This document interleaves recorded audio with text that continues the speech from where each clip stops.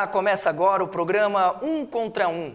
Nesta bancada, eu, Guilherme Reginato, vou receber toda semana personalidades influentes do Alto Vale para debater temas relevantes e polêmicos.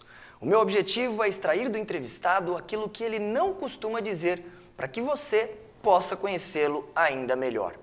No programa de hoje, eu recebo o engenheiro agrônomo, ex-prefeito de Ituporanga, eleito por 3 vezes deputado estadual e 3 vezes deputado federal, cargo que ocupa até hoje pelo MDB, sendo o único representante do Alto Vale no Legislativo Nacional. Eu estou falando de Rogério Mendonça, o Peninha. Peninha, seja muito bem-vindo ao programa Um Contra Um. Prazer tê-lo aqui. Obrigado, Reginato. É uma alegria muito grande estar participando desse programa. A gente sabe da bela audiência, né? E a grande repercussão que dão todas as entrevistas que eu tenho tido a oportunidade de assistir, né? Parabéns pelo trabalho e um orgulho muito grande poder estar aqui com vocês também. A gente que agradece. A dinâmica do Um Contra Um é simples. Neste primeiro bloco nós falaremos de política nacional. No bloco seguinte o assunto é a política regional. E para encerrar falaremos de questões pessoais do candidato, do entrevistado, perdão, e ainda haverá um pinga-fogo com perguntas curtas e respostas em uma palavra. Deputado, o senhor é o maior entusiasta na Câmara Federal da revogação do Estatuto do Desarmamento. Porque, mesmo contando com o apoio do presidente da República e de uma enorme parcela da população nessa questão, os avanços em relação a esse tema são tão lentos. O senhor ainda tem esperança de alcançar a revogação desse Estatuto do Desarmamento? Na verdade, Reginato, nós vivemos numa democracia.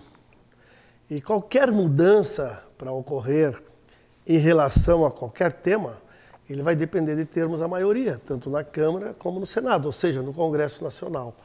E, por exemplo, eu tive um projeto de minha autoria, que é o 3722, que, não digo revoga, não seria bem o termo, mas que modifica muito o Estatuto de Desarmamento, ele libera em muitos aspectos, pois eu defendo que, como eu não acredito que o poder público possa estar onipresente e atender toda a população, eu defendo que o cidadão que queira e que esteja preparado, que esteja em condições psicológicas em todos os sentidos, ele também possa ter a liberdade de ter uma arma para defender a si, a sua propriedade e a sua família.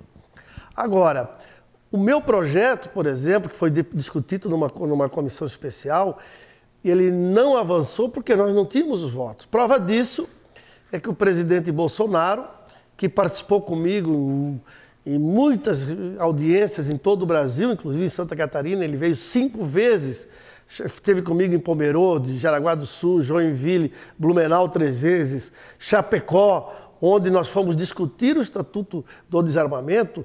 Ele apresentou também um projeto muito semelhante ao meu, que é o 3723, que foi votado na Câmara. Ele me chamou, inclusive, lá, dizendo, olha, eu estou lhe mandando um projeto, mas com alguma pitada dos meus compromissos de campanha. E esse projeto foi votado na Câmara, foi aprovado totalmente deturpado e está no Senado parado até hoje. Por que não foi aprovado na Câmara? Por quê? Toda a bancada de esquerda, PSOL, PT, Rede, PSB, PDT, eles votam contra. Ideologicamente deles estão uma linha num determinado sentido e não aceitam olhar para o lado. E além disso, nós temos sempre a oposição também muito forte nesse tema das bancadas religiosas, principalmente a bancada evangélica, que também tem dificuldade de votar esse tema. Ou seja, não avançou porque nós não temos maioria para aprovar essas nossas ideias. O meu projeto está lá parado e, se for votado, não é aprovado porque nós não temos mais de 50% da Câmara dos Deputados. Foi aprovado esse projeto do Bolsonaro totalmente deturpado. Prova disso que o presidente Bolsonaro, as modificações que ele fez foram através basicamente, de decretos que estão hoje sendo discutidos no Supremo Tribunal Federal. Deputado, em tese, um partido ele deveria seguir uma determinada linha ideológica. No caso do MDB, a nível nacional, isso não acontece, já que o MDB ele já foi aliado ao PT, Partido Socialista, de esquerda, e na última eleição flertou com o governo Bolsonaro, que é conservador de direita. Nesse contexto, como contrapor quem diz que o MDB é um partido sem identidade e que tem como único interesse a busca pelo poder, como nós ouvimos tanto as pessoas dizerem? Na verdade, são dois partidos que têm muita similaridade. Eu diria que é o PP, que era a antiga Arena, e o MDB, que era o antigo MDB, que é o Movimento Democrático Brasileiro. Ele foi constituído por pessoas que eram contra aquele regime militar, não eram contra o regime militar, eles eram contra o sistema considerado, né, de exceção ditatorial, que eu também na época, como estudante, combatia, e todos se juntaram dentro do MDB. E o PP dava sustentação, o PP Arena, na época, ao governo. E eu diria que o MDB, na verdade, é uma concha de retalhos muito grande. O MDB do sul do país, do Rio Grande do Sul, do Paraná, Santa Catarina, ele é mais de centro-direita. O do Nordeste, mais fisiológico, de centro-esquerda. O PP, por exemplo, é a mesma situação, né? Prova disso que pode ver o comportamento do PP muito parecido com o MDB, né? No Nordeste é uma situação e no sul do Brasil é outra. Mas em relação ao governo Bolsonaro, eu tenho sido defensor, até porque fiz campanha para ele desde o primeiro momento, né? Sempre acreditei no governo Bolsonaro. E o MDB não, o MDB teve candidato próprio e ele tem votado algumas matérias de interesse até do governo favoravelmente, até pelo perfil da própria bancada, mas não tem se colocado como governista. Prova disso que hoje não tem nenhum ministério do MDB, né? Já teve, hoje não tem.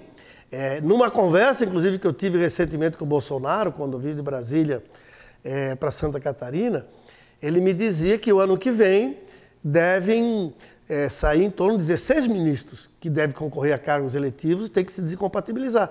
E ele sinalizou a possibilidade, inclusive, de eu vir assumir o ministério, até porque eu não serei mais candidato. Mas, para isso, evidentemente que teria uma dificuldade muito grande se eu ficar no MDB, se eu ficasse no MDB, né? Até porque o MDB, a tendência é ou ter candidato, que é a Simone Tebet, ou apoiar, ou falo até no Dória, a Simone Tebet de vice.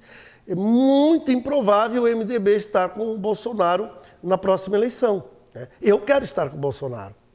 E nesse sentido, inclusive o presidente do MDB, o deputado Baleia Rossi, tem dito que se alguém do MDB assumir um ministério do Bolsonaro, vai ser expulso do partido, né? E eu tenho 8 eleições até hoje, todas no MDB. Nunca perdi uma eleição, 2 na prefeitura municipal, 3 estadual e 3 federal, né, sempre no mesmo partido, todas vitoriosas. E não queria agora, ao encerramento da minha carreira, ter que trocar de partido. Talvez um grande impasse que eu tenha em não poder assumir um ministério que o presidente Bolsonaro já sinalizou para mim nesse sentido. Deputado Peninha, recentemente um tema que provocou aí bastante revolta nas redes sociais foi o possível aumento do valor destinado ao fundo eleitoral, o fundão. Ele seria de 2 bilhões para 6 bilhões. O senhor, pelo que consta, votou favorável a esse aumento. Diferente, por exemplo, do senador Dário Berger, que é do seu partido e foi contrário ao aumento. Em meio a essa crise financeira que se anuncia por conta também da pandemia, como o senhor justifica essa decisão, já que o dinheiro ele é do contribuinte, né? Ou seja, é um dinheiro que vai pesar também no bolso do primeiro, eu não votei favoravelmente. Nós tínhamos a lei orçamentária que foi votada, né? Naquele conjunto da lei nós aprovamos, inclusive, todos os deputados bolsonaristas, praticamente foi a grande maioria, votaram a favor do projeto no todo. E a pedido, inclusive, do próprio governo do presidente Bolsonaro, com o compromisso de que teríamos um destaque na votação em que a questão do fundo partidário, naquele valor, naquela condição, nós teríamos a oportunidade de votar contra. Porque se nós votássemos contra aquele momento, toda a lei orçamentária, nós iríamos prejudicar todo o país, né? O governo tinha interesse em ser votado, porque o que nós aprovamos é um conjunto de leis, e nós aprovamos agora a lei eleitoral, inclusive ainda ontem votamos, eu votei aqui online, em que nós aprovamos um conjunto de lei e discutimos diversos destaques caso a caso.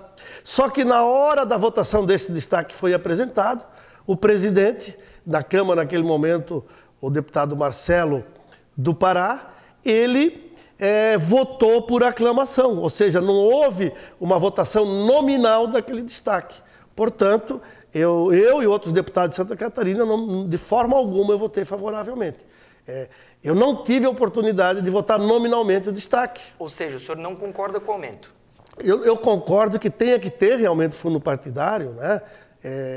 Até porque nós teremos duas formas de financiar a campanha. Ou através dos candidatos ricos, poderosos, de empresários que financiassem, e que a pessoa acaba se comprometendo com essas pessoas na hora de votar, evidentemente, ou um valor mínimo que dê condições, pelo menos mínimo, de estruturar a campanha. Não da maneira como foi aprovado. Perfeito. Recentemente, o ministro do STF, Alexandre de Moraes, ele decretou a prisão preventiva do deputado federal Daniel Silveira por conta de ameaças proferidas pelo deputado à Suprema Corte em um vídeo, que inclusive viralizou.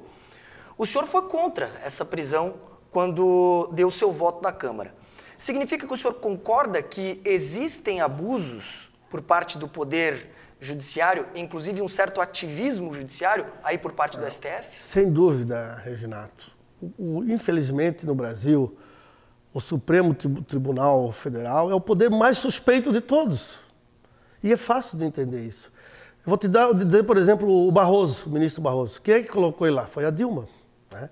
Ele foi advogado do César Battisti, uma linha totalmente de esquerda ideológica. Ele, na hora de votar, ele vai contar quantas raízes dele, história política de esquerda, e conta aquelas pessoas que colocaram lá. Tem uma frase que a gente costuma dizer, que quem paga o conjunto escolhe a música. Ou seja, eles estão comprometidos com essas pessoas, né? E todos eles foram colocados por alguém, a grande maioria, inclusive, colocado nesse período dos 8 anos do Lula, e desse período deu um pouquinho mais de 6 anos da Dilma. Esses ministros foram colocados por eles. Qual é o comprometimento? Eu tenho uma proposta de emenda constitucional que resolveria isso. A minha proposta é o seguinte, que ministro do Supremo Tribunal Federal teria que ser eleito por concurso. Concurso não diretamente só uma prova, mas de títulos. As pessoas teriam que ter sido, de repente, presidente dos tribunais de justiça do seu estado, alguma coisa semelhante, e com mandato de 10 anos. Porque como que o maior poder desse país, que toma as grandes decisões, tudo que vem lá de baixo da primeira instância vai subindo e vai desaguar lá no Supremo, essas pessoas comprometidas ideologicamente pelo padrinho que colocaram lá, como que eles vão tomar uma atitude de independência? Isso é o maior absurdo. Por isso que está essa anarquia do STF. É o maior absurdo. O que esses ministros estão fazendo, o que esse Alexandre de Moraes, então, é incrível o que ele está fazendo. Ele está querendo governar no lugar do presidente. Ele está tomando atitudes totalmente incompatíveis. Eu votei contra a prisão do deputado Daniel, porque eu vejo que o deputado ele tem liberdade nas suas opiniões e nas suas ideias. Sempre foi assim. Como que eles vão me cercear o que eu vou falar? Daqui a pouco eu não posso falar nada na Câmara. Se eu for falar o mesmo dessa entrevista aqui, imagina se o ministro do Barroso ouve eu dizer isso. Não, ele atentou contra as autoridades, vão mandar uma ordem de prisão para mim. Eu sou deputado federal, eu tenho que ter liberdade. E, infelizmente, no Brasil não está tendo a democracia. A democracia dele só vale de um lado, não vale de outro para lá. O presidente não pode dizer nada. O Bolsonaro disser qualquer coisa, cai um mundo em cima dele, como tem que. Não sei como é que ele consegue governar, porque se tu vê o que o judiciário tem feito contra ele, é um absurdo. Não quer deixar ele governar. E por que isso? Porque ele tem tido coragem, ele cortou a verba da TV Globo, ele tem coragem de falar do que essas pessoas estão fazendo. O sistema de votação, que hoje é eletrônico, funciona bem? Funciona. Mas por que nós não termos juntos algo que dê uma segurança? Qual é a certeza que tu tem nesse mundo de hacker e tudo que está sendo da informática que algo não possa ser feito? Hoje eles entram lá na NASA, que é um sistema mais seguro do mundo. Por que eles não vão entrar no nosso sistema? Não pode de repente entrar no nosso sistema? Eu defendo sim o sistema brasileiro com alguns gatilhos, algumas travas que possam dar segurança também no meu voto, no teu voto, do nosso voto em termos do resultado. O deputado Daniel Silveira, ele continua preso. O senhor, de repente, Absurdo. por conta disso, não tem algum receio por conta das palavras proferidas, de repente não mede as palavras que está usando com receio, de repente, de que isso também aconteça com o senhor? Olha, eu vejo o seguinte, eu defendo a liberdade de expressão e eu tenho, inclusive nas redes sociais, atacado o sistema do Supremo Tribunal Federal, do Judiciário, é verdade, mas eu tomo não da maneira como ele foi. Ele exagerou no sentido de palavrões de baixo calão. Não me cabe aqui na condição de deputado dizer algum palavrão contra o ministro do Supremo. Cabe uma crítica à atitude dele, dizer que ele está sendo autoritário, que ele está obedecendo àqueles que o colocaram lá, o patrão deles, a Dilma, o Lula e assim por diante. Cabe dizer que não está correto que estão falando com o presidente da República, mas não cabe mandar ele tomar naquele lugar, esse tipo de palavra, que infelizmente o Daniel exagerou. Mas nem por isso eu acho que ele poderia ser preso. Ele é um parlamentar, ele tem imunidade nas suas palavras também, e isso democraticamente deveria ser respeitado. Deputado, para a gente encerrar esse nosso primeiro bloco, na semana passada nós vimos Executivo e Judiciário medindo forças, né? O presidente Bolsonaro aí recebendo um imenso apoio popular e ainda assim também o Judiciário subindo o tom em relação ao presidente Bolsonaro. E aí vem uma carta que alguns dizem ter sido redigida, pelo menos intermediada, por Michel Temer junto ao presidente Bolsonaro, onde Bolsonaro aí sim abaixa um pouco o tom, alivia nas palavras, é mais diplomático também em relação ao judiciário. Como é que você avalia, então, essa atitude do presidente Bolsonaro que deixou, de repente, frustrada uma boa parte dos seus apoiadores? O senhor entende que existe alguma estratégia por trás disso? Bem, primeiro eu quero dizer o seguinte, que foi uma das maiores mobilizações populares de toda a história do Brasil, agora no dia 7 de setembro. Infelizmente, quando eu liguei lá, vi na CNN a cobertura da Globo, dizer que tinha 120 mil pessoas, tendo milhões de pessoas na Paulista, São Paulo, e no Distrito Federal. Então é um absurdo a gente ver como os meios de comunicação eles são tão tendenciosos. Então isso já é um absurdo.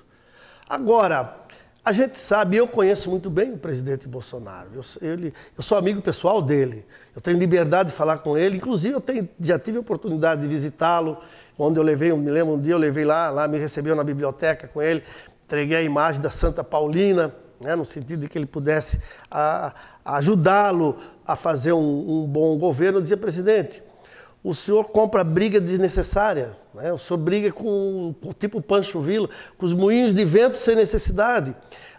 Diversas ações do seu governo na economia, em todos os sentidos que ele está tomando, reforma da Previdência, Eletrobras, que está sendo privatizada e tudo mais, ele dá oportunidade que todos os meios de comunicação esqueçam das coisas boas do governo e passe a semana toda batendo nele em função de algumas palavras que ele diz. E eu conheço ele pessoalmente, ele realmente não mede as palavras, ele é muito impetuoso, ele diz o que pensa. Aliás, ele foi eleito exatamente por isso, pela coragem que ele tem que falar. Agora, no momento que ele está na presidência, a situação é diferente. Ele tem que se preocupar com a governabilidade. E não é fácil governar o país sem ter a maioria. Eu até falava contigo em off ainda há pouco sobre isso, né? O presidente Bolsonaro foi eleito contra todo o sistema político do Brasil tradicional, do toma lá, da cá, de chamar os partidos, negociar, dar cargo, dar emenda em troca de votação e assim por diante. E ele teve que ceder, não faz muito tempo, quando ele chamou o Centrão, né? O Lira, que é o presidente da Câmara atualmente, o Ciro, que é hoje ministro do senador Ciro da Casa Civil, e teve que negociar, entregar o governo, entregar recursos, entregar emendas, fazer uma coisa que ele combatia lá atrás. Mas ele tinha que ter o compromisso com a governabilidade. O grande exemplo disso também está em Santa Catarina. Qual foi o discurso do governador Moisés para se eleger? É acabar com a política tradicional, o governo do sistema que havia, e ele começou assim. E se ele não muda e ele não se agrega com todo esse, mudar a forma de governar, chamando os deputados, dando emenda, dando recursos, ele tinha caído. Por um voto só ele já tinha ido para o saco, né? Ou seja, ele teve que ceder. E o Bolsonaro é da mesma forma. O Michel Temer eu conheço. Ele, quando presidente, foi o presidente que mais me ajudou também em termos de recursos para a região, muito, muito bom, homem diplomático, negociador, inteligente, preparado, o pessoal caiu um mundo em cima dele, provavelmente ele sentia, mas ele parecia que nada acontecia ao redor dele. Caiu um mundo quase ao redor dele. E ele teve essa habilidade. E agora, o Bolsonaro o chamou e ele, com certeza, disse, olha, presidente, tem que abaixar o tom, porque daqui a pouco tu não vai mais governar. A Bolsa de Valores, lá naqueles dias, ela caiu violentamente.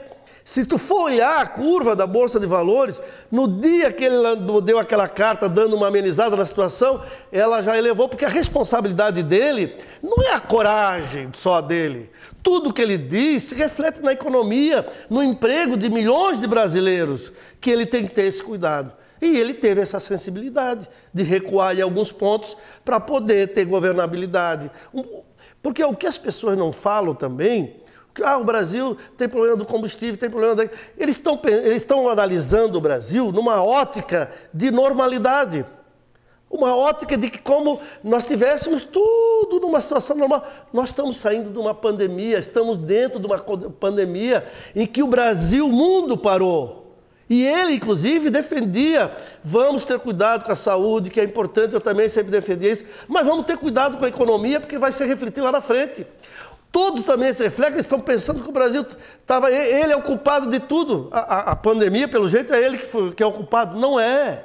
É uma crise mundial. O que aconteceu no Brasil tem situações piores em outras regiões do mundo todo. Né? Então, essa situação do Covid, que é uma normalidade, ele está nesse governo dele praticamente vivendo quase que toda essa normalidade, refletiu, com certeza, muito no seu governo, que pela equipe dele, pela tendência e pela a forma deles trabalharem uma política mais liberal que eu defendo. Eu não me considero mais de direita, digamos, mas eu nem quero falar direita, esquerda, que é um negócio meio complicado. Mas eu sou um cidadão liberal. Na política eu sou liberal. Tudo quanto é projeto que defender o liberalismo, eu estou junto. Né? Eu defendo sim, o Estado tem que ser mínimo. Saúde, educação, segurança e infraestrutura. O mínimo, se puder concessionar e mandar tudo para a iniciativa privada, tem que mandar. A Petrobras, se puder vender, eu voto a favor. A Eletrobras, eu dei a favor. Correios, eu voto a favor. Porque tudo que está na mão do governo não funciona bem. Olha aí os fundos de previdência dos funcionários do Banco do Brasil, em que o Estado botou interventor, se acabou. A maioria desses fundos se acabaram. Um governo que pega dinheiro dos fundos e investe em Cuba, em Venezuela, em pontes, em aeroportos e em outros países que não tem nada a ver com o Brasil e que nunca vão pagar. É dessa maneira que acontece essa política social que foi conduzido pelo Lula e conduzido pela Dilma. Eu já votei no Lula. Não voto mais, porque hoje eu penso a política muito ideológica. Eu estou parando de eleições, não devo mais ser candidato, né? O meu candidato é o Rafael Pezente, se Deus quiser vai se eleger, e bem, ali de Tuporanga, de Atalanta, que vai ser o candidato que vai, pré-candidato, vai concorrer no meu lugar, mas eu vou votar em um candidato que tem uma linha de pensamento parecido comigo. Né? Liberal, né? De direita, conservador nos costumes até certo ponto, né? Eu defendo alguns aspectos, tipo aborto, sou contra, mas uma mulher que foi estuprada, eu defendo o aborto, ou uma doença congênita, que se sabe que o feto já está com problema e vai nascer com problemas a vida toda, por que não o aborto? Então, essa é a minha linha de pensamento, né? Por isso que eu me identifico também com o governo Bolsonaro. E acredito no governo Bolsonaro. Nós vamos para um rápido intervalinho comercial, voltamos já com o deputado federal Rogério Peninha Mendonça.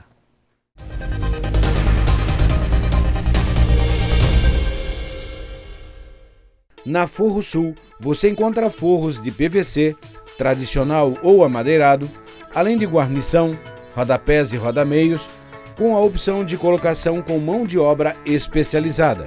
Promoção de forro de PVC branco por R$ 14,99 o metro, o melhor preço da cidade. Forro Sul é na rodovia SC 350, bairro Albertina, em Rio do Sul. Fone 99174-6400.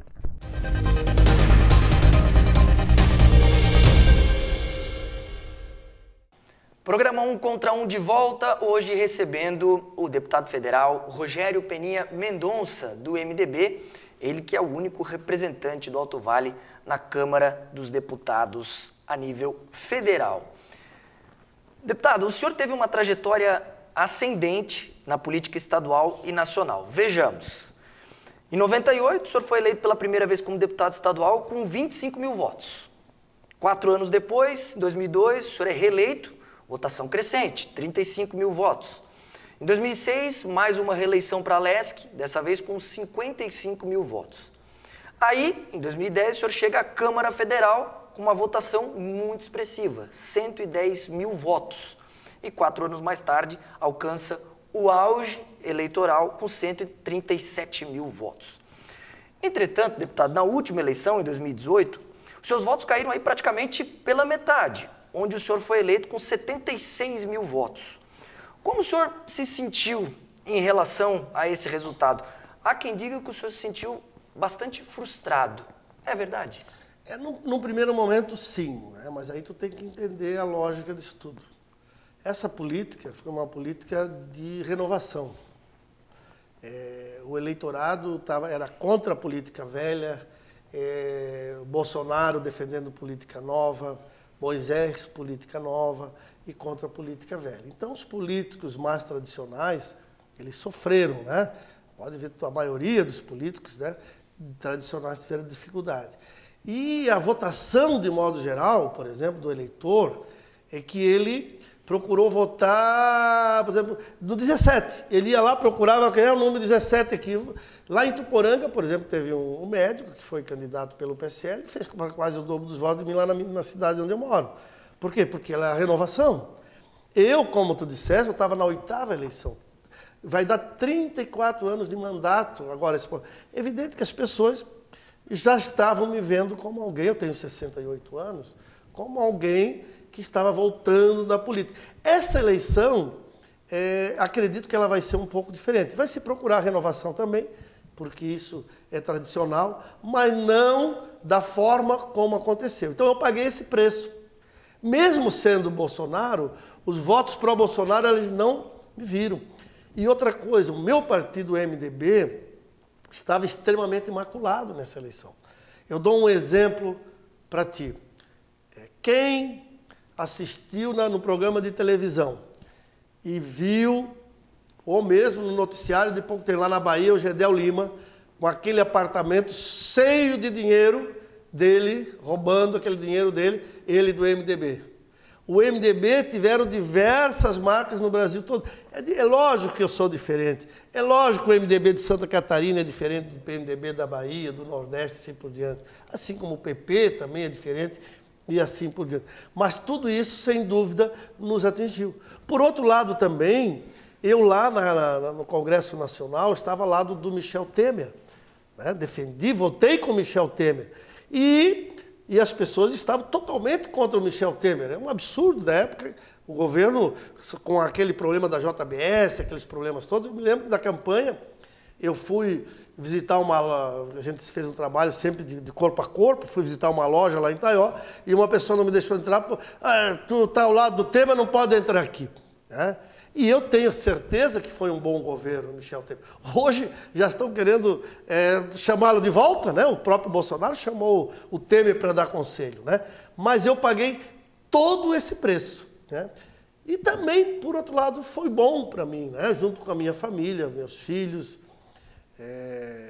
toda a minha família, eu refleti e vi que a minha missão na área política já estava cumprida, que eu devia parar e que devia buscar alguém que pudesse dar continuidade a esse meu trabalho. Pois é, deputado. A próxima pergunta se refere justamente a essa questão.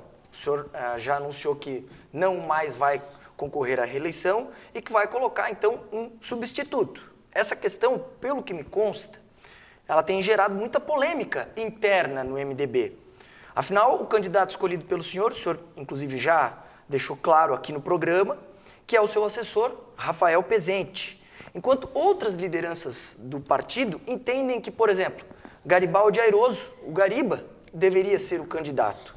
A pergunta é, se depender do senhor, o candidato será mesmo Rafael Pezente E por quê? E como fica essa relação interna do MDB nessa questão? Olha, eu não tenho essa preocupação, porque hoje o nome do Rafael está totalmente consolidado dentro do partido. Por exemplo, em Rio do Sul, tu falou. A vice-prefeita, que é a Carla, totalmente afinada e apoiando, estive inclusive reunido hoje, estive reunido a semana passada, aliás, com ela, e o prefeito Tomé, na prefeitura municipal, né, totalmente afinada com o nome do Rafael. Os dois vereadores do partido estão totalmente afinados, estão apoiando o Rafael presente, né? O Nilson e o Moacir. Né? A grande parte das lideranças, o Marcos Vil, que é uma liderança também histórica do MDB de Rio do Sul, fechado com... Então, essas pessoas e essa também está totalmente isolado. E outra coisa, eu tenho percorrido todos os municípios aqui da região. Todos os municípios, eu tive, por exemplo, em Trombudo Central, agora recentemente, todos os vereadores, a prefeita Giovana, fechados com o Rafael. Agronômica, todos os vereadores fechados com o Rafael. Imbuia, Ituporanga, Atalanta, todos os municípios eu posso te citar, porque o Rafael começou a trabalhar cedo. Ele é um jovem que trabalha comigo há 15 anos. Ele é uma pessoa preparada, um jornalista, com uma formação e uma habilidade para lidar com o público, conhece de Brasília como ninguém. É lógico que o primeiro nome que nós procuramos foi o do Gerry Comper, que faz um grande trabalho na Assembleia Legislativa, e disse, não, Peninha, eu prefiro continuar mais tempo, eu me identifico com esse trabalho aqui em Florianópolis como deputado estadual. E o Rafael se identifica até pela vivência dele comigo lá em Brasília. Então eu não tenho dúvida, aliás, eu estou extremamente surpreendido com a forma com que o Rafael está trabalhando. Para te ter uma ideia, eu no município de Itapema, porque eu sempre fiz as minhas votações, praticamente a metade no Alto Vale, menos da metade, e as outras metades fora do estado, fora da região. Eu não me elegi, ninguém se elege só com votos do Alto Vale. Né? Um desses que tu me falou, que eu nem quero citar o nome, se ele fizer voto, ele não sai aqui da circunferência de Rio do Sul. O Rafael, por exemplo... Estamos falando do Gariba. Ele não sai dessa esfera. Agora, o Rafael, eu tenho um carinho pelo Gariba, tudo bem, mas eu acho que ele, nesse momento, não é ele o nome para ser um candidato. Né? Nem um desrespeito, ao contrário, o Gariba foi um bom prefeito, fez um bom trabalho. Agora, Itapema, eu na minha eleição eu tinha 2 vereadores do MDB comigo. O Rafael hoje tem 6 vereadores, 2 do MDB e 4 de outros partidos. Biguaçu, o Rafael tem 1 vereador e mais um secretário. São José tem 1 vereador. Penha, que eu não tinha ninguém, ele tem 1 vereador do MDB, o mais votado. Pissarra, São João do Taperiú, Jaraguá do Sul, com liderança, Joinville, no oeste de Santa Catarina. Eu fico surpreendido porque ele tem entrado em regiões que eu não tinha entrado. Evidentemente que eu tenho levado ele onde eu posso. Lá em Nova Trento, onde eu nasci. São João Batista. Sabe qual foi o município que eu fiz mais votos em Santa Catarina? Tem essa ideia? Desconheço. Será que foi Rio do Sul? Ituporanga? Ibirama? Taió? São João Batista. E lá, o prefeito está fechado com o Rafael. Todos os vereadores fechados com o Rafael. A votação que eu fiz lá, o Rafael reflete maior. Sabe qual foi o município que eu fiz a maior votação proporcional do estado? Será que foi Imbuia? Será que foi Agronômica? Não, foi Aurora? Não, foi Botuverá. E lá, todo o MDB tem 9 vereadores fechados com o Rafael. 7 vereadores. De 9, o MDB tem 7 lá. Um trabalho mais pulverizado nesse sentido. Não é, porque ninguém vai se eleger só com aqui do Alto Vale. Hoje, eu tenho dito, eu tenho a responsabilidade de fazer um sucessor. Por isso eu tenho que escolher alguém que realmente vai ganhar a eleição. Eu tenho que escolher alguém preparado, inteligente, com competência, que conheça, não que os outros não sejam competentes, mas que some essas características e que possa também agregar votos na região para ter votos suficientes. Nós do MDB do Alto Vale temos uma vantagem. Há 9 eleições a nossa região elege deputado federal. O Ivo Vanderlinde, 8 anos, 2 mandatos. O João Matos, 4 mandatos. Eu, 3 mandatos, dá 9, dá 36 anos. Agora eu te pergunto, vai ver como o João Matos se elegia deputado federal? Foi só no Alto Vale? Aliás, o João Matos fazia 30%, ele fazia 70% fora. O Ivo Vanderlinde, com a agricultura do agronegócio, correu o estado todo. Então, as pessoas acham que a política é aqui paroquial, não é. Eu tenho a visão de conhecer a política no todo. O Luiz Henrique, que foi o meu grande professor na área política, eu sempre tive uma admiração, ele dizia o seguinte: o bom político é aquele que enxerga além da montanha. Eu não enxergo aqui, olhando aqui o que está no meu umbigo só, não. Tem que chegar um pouquinho mais longe. E isso eu consigo fazer. E ele dizia: o bom político é igual aquele bom açougueiro, que tu chega lá e me diz: eu quero 700 gramas de carne de filé mignon, por exemplo. Quero 600 gramas. Ele pega a carne, filé mignon, ele dá ou colchão duro, né? Vamos botar que é uma carne mais barata, né? Mais popular, né? Quero 600 gramas. Ele dá o talho, vai lá, pesa 610 gramas. Né? Então é essa a visão que a gente tem. E eu, como eu te disse, nós temos 9 deputados. Eu tenho a responsabilidade, não é só sair. Eu tenho a responsabilidade de continuar com isso. Blumenau não tem deputado federal. Por que Blumenau não tem? Nenhum. Teve o Renato Viana e tem o Décio, agora não tem mais nenhum deputado federal. A nossa região tem. E eu tenho essa responsabilidade. Por isso que ao definir o nome do Rafael, que hoje está consolidado, não existe divisão dentro do MDB, ao contrário. Está junto com o Gerry, que aliás o Gerry, eu quero te dizer o seguinte, fez um trabalho excepcional. E ele entrou na campanha quase nas mesmas condições. Ele era o chefe de gabinete do Aldo. Eu tive a grande responsabilidade também de dizer: não, o candidato vai ser o Gerry. A mesma coisa que eu estou fazendo com o Rafael. E deu certo. Alguém se arrependeu de eu ter tido naquele momento coragem de dizer que o candidato, quando o Aldo estava doente, depois faleceu, de ajudar a indicar o nome do Gerry? Não. O trabalho dele é excelente. O Gerry vai se eleger bem, de novo, fazendo um grande trabalho e vai ser um dos deputados mais votados do Estado. E é a mesma coisa que eu penso com o Rafael. Não tenho dúvida que ele vai ter unanimidade aqui dentro do partido, vai se eleger mais votos do que eu, porque é renovação, é jovem, é 34 anos de idade, e eu também tenho que pensar em renovação. Eu não posso ficar a vida toda de bengala ainda querendo esse espaço para mim. Então, estou tendo a responsabilidade de escolher alguém competente e preparado e também de sair na hora certa. Deputado, ainda nesse contexto, na eleição para a prefeitura aqui de Rio do Sul, no ano passado, houve uma certa ruptura no MDB aqui do município, onde alguns membros do partido eram favoráveis à aliança com o prefeito Tomé e outros não. Há quem diga que o MDB está desestruturado aqui na capital do Alto Vale. E com isso eu aproveito para fazer aí 2 perguntas para o senhor. A primeira, se o senhor concorda com essa afirmação de que o MDB estaria desestruturado aqui na capital do Alto Vale. E a segunda é se o senhor foi favorável a essa aliança com o prefeito Tomé ou não. Olha, na verdade, eu não acho que está desestruturado, porque afinal nós temos a vice-prefeita e temos 2 vereadores. Né? Fazia tempo até que não tínhamos uma condição também tão boa. Tivemos prefeito recentemente, tivemos vereadores com o Gariba, é verdade, mas hoje não está desestruturado. E eu vejo o MDB crescendo com a possibilidade real de ter um candidato a prefeito na próxima eleição. Né? Agora, eu sempre fui favorável à democracia. É impossível, o nome já diz partido, é partes, é impossível tu ter uma unanimidade. E a unanimidade é burra. Nunca se consegue a unanimidade. Agora, o político tem que saber respeitar a maioria. A partir do momento que a opinião dele, o diretório, a maioria, escolhe um candidato e ele não aceita a democracia, ele é contra, quem é que está errado? Eu te pergunto. Eu respeito a democracia. Eu, num primeiro momento, também defendi o nome do Gariba. Mas a partir do momento, e tenho todo o respeito pelo Tomé, está fazendo um bom trabalho.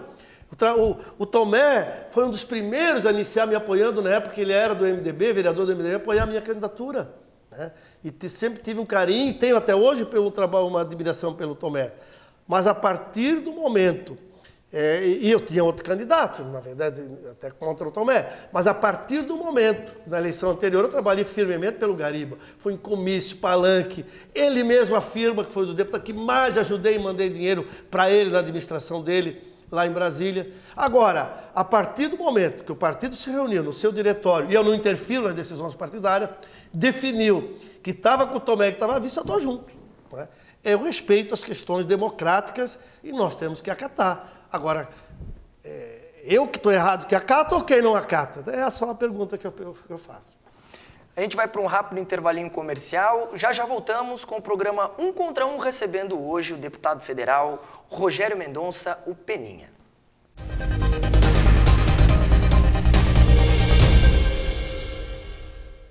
Na Forro Sul, você encontra forros de PVC, tradicional ou amadeirado, além de guarnição, rodapés e rodameios, com a opção de colocação com mão de obra especializada. Promoção de forro de PVC branco por R$ 14,99 o metro, o melhor preço da cidade. Forro Sul é na rodovia SC 350, bairro Albertina, em Rio do Sul. Fone 99174-6400.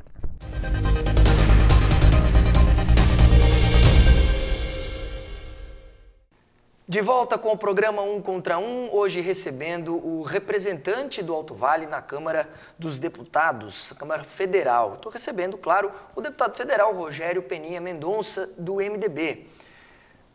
Deputado, nesse bloco nós teremos o nosso pinga-fogo, mas antes algumas perguntas. Eu gostaria de saber quem o senhor considera o seu maior aliado político, ou poderia ser qual político que o senhor mais admira, e também qual o seu principal adversário, ou um político que o senhor despreza? Olha, uma pessoa que eu tenho uma admiração, que eu poderia citar, é o senador Pedro Simão, ex-senador do Rio Grande do Sul. Eu fiz agronomia no Rio Grande do Sul e no meu tempo de estudantes, eu entrei no MDB muito motivado pelo Pedro Simão, que era deputado estadual, presidente estadual do MDB Gaúcho, e participava muito quando ele ia Pelotas, onde eu fiz a faculdade de agronomia, participar com ele, e foi uma das pessoas que me motivou a entrar na política. Ele e um outro, eu poderia citar também o Luiz Henrique, né? Um político que já faleceu, Pedro Simão ainda é vivo, mas que me deu grandes lições de vida, de política, habilidade de negociar, de tratar as pessoas. Também uma pessoa que é um grande exemplo que eu sigo na minha vida. E um político que o senhor considera talvez um adversário, ou um político que o senhor não gosta? Eu não gostaria de dizer um político que eu não gosto, né? Não dá para falar isso, né? Mas eu digo que um político tradicionalmente que foi meu adversário é o Gervásio Maciel, lá em Ituporanga. E que nós temos uma boa convivência, eu tenho ajudado em Ituporanga, mas tivemos diversamente em palanques opostos.